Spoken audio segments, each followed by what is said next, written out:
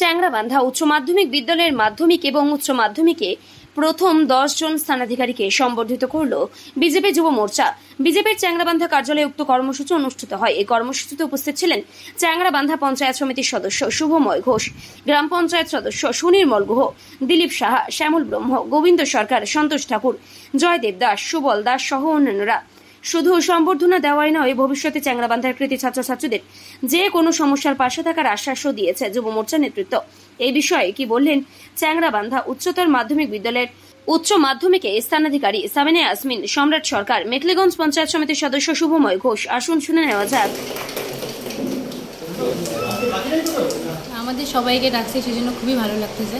চ্যাংড়াবান্ধা উচ্চতর মাধ্যমিক বিদ্যালয়ে প্রথম মাধ্যমিকে এবং উচ্চ মাধ্যমিকে যারা প্রথম 10-এ রয়েছে তাদের প্রত্যেককে আমাদেরকে সম্মানিত করা হলো। তো এখানে আমাদের প্রত্যেকের অবশ্যই খুব ভালো লাগছে।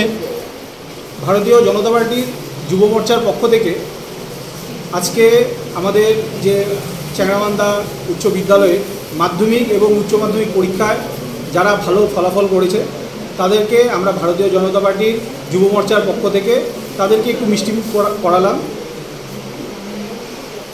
ভোট কতজন করালেন আজকে? আমরা মাধ্যমিকে প্রথম থেকে দশম পর্যন্ত যারা হয়েছে 1 থেকে 10, উচ্চ মাধ্যমিকে 1 থেকে 10 এবং তার সাথে যারা ছবি আঁকা, নাচে, গানে ভালো তাদেরকেও আমরা একটু সম্মানিত করলাম।